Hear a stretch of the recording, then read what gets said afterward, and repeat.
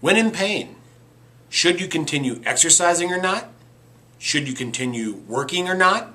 Or should you continue playing sports or not? Brought to you by Dr. Gerry Catapang.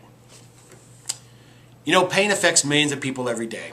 Have you ever been injured at work, or maybe from playing sports, or been in a motor vehicle accident? Have you ever wondered whether it's beneficial or harmful to exercise when you're in pain?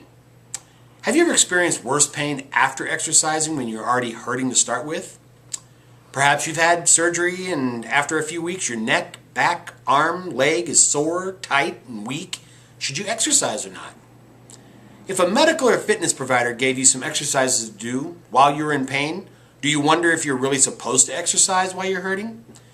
To have a better idea whether you should exercise or not when you're in pain, or continue to work or go back to sports, let us explore the physical cause of pain, the recovery process from the physical cause of pain, the recovery period itself, and the significance of good spine and extremity joint mobility. And after reviewing these topics, we will then address orthopedic physical therapy and a pulley system compared to the spine and extremities. Then, that will help you determine the answer to the question, the original question. Should I exercise or not when in pain? Should I return to work while I'm in pain? Or should I return to sports while I'm in pain? Physical cause of pain. Pain due to trauma, injury, or as a consequence of physical dysfunction will cause the muscle's guard to protect itself from the pain. Muscle guarding creates muscle tightness, and when the muscles become tight, the covering of the muscles, called the fascia, or soft tissue, also becomes tight, making the muscles even tighter, and when that occurs, the joints in the spine or extremity also become tight and restricted. Then the levels above and or below the joint restrictions in the spine, or the surrounding structures to the extremity, will pull and stretch every time a movement is initiated. The pulling and stretching always leads to pain. Muscle tightening increases and the cycle continues.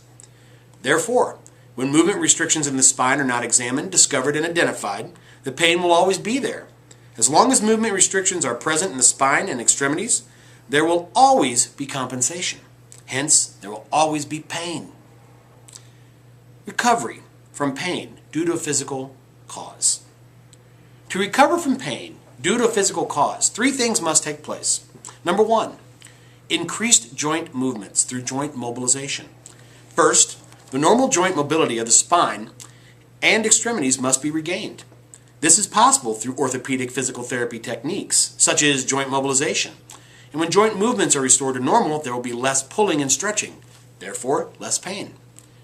Number 2, maintenance of the joint mobility that was regained through stretching exercises, soft tissue mobilization, and positional traction in the lumbar spine. For example, after normal joint movement is regained, it has to be maintained. Otherwise, mobility will revert to square one. Joint mobility, which is regained, can be maintained through stretching exercises as well as positional traction for the lumbar spine. A form of exercise is recommended only when mobility of the joints is increased to the normal state. If that doesn't happen, exercise will result in more pulling and stretching, more pain, and the muscles, which were pulling and stretching due to joint restrictions, become weak and painful. For maximum physical recovery, these weak muscles must be made strong again. Therefore, the above normal movements in the spine and or extremity is regained and maintained. One more thing must follow, and that is increased muscle strength through stabilization and strengthening exercises. The third stage of physical recovery is to increase the strength of the muscles that have become weak and painful due to pulling and stretching brought out by the joint restrictions. Once the joint movements are regained and maintained, the muscles can now contract to their maximum and regain strength with less or no pain. Otherwise, continued pulling and stretching would only cause more pain. It's important to talk about the recovery period. Spinal or extremity joint mobility can be regained in 1 to 2 weeks through a treatment called joint manipulation or mobilization, as performed by an orthopedic physical therapist. It will take 4 to 6 weeks to maximize strength once joint mobility is regained and maintained. When your pain is the same level or worse after 6 to 8 weeks, even though good mobility and strength have been achieved, more medical tests and treatments may be necessary. A more severe physical condition or an underlying medical problem may manifest as physical pain. Whatever may be the cause of pain, one still has to go through the physical recovery period. Maximum physical recovery still has to be achieved, and detecting the cause of pain is of utmost importance. That's why we talk about orthopedic physical therapy.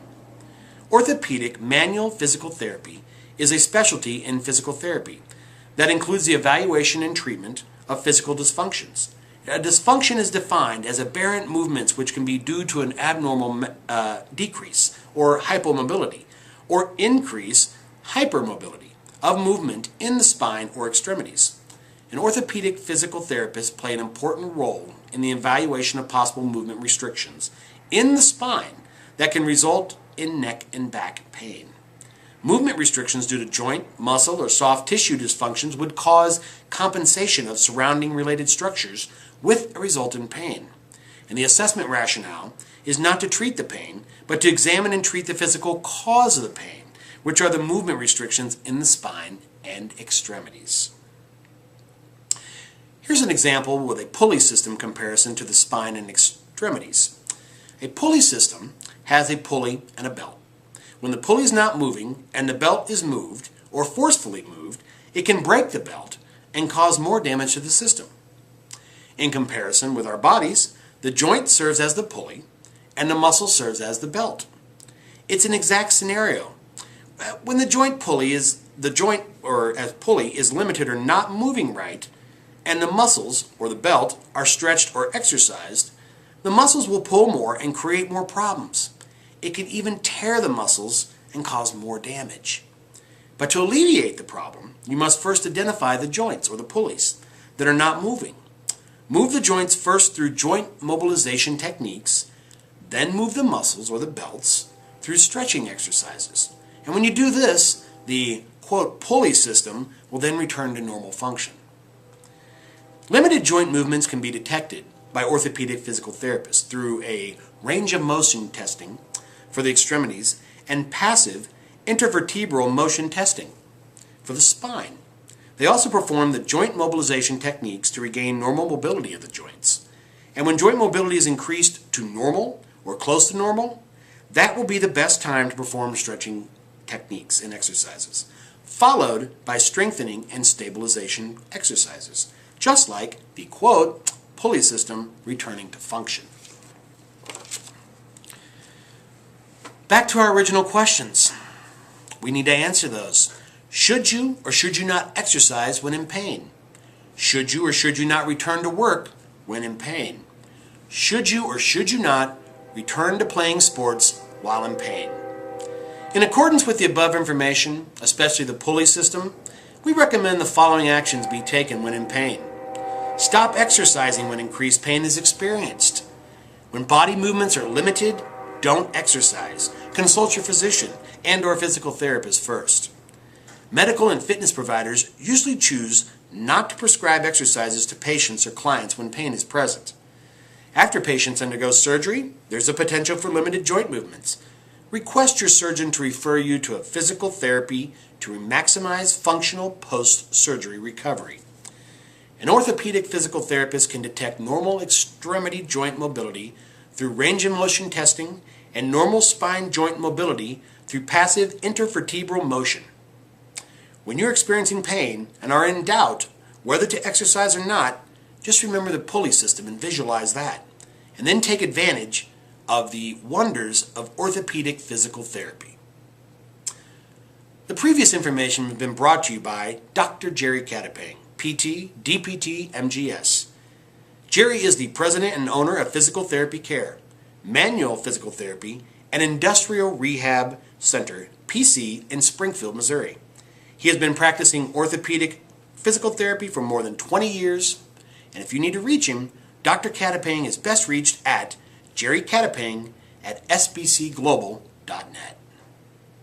Thank you.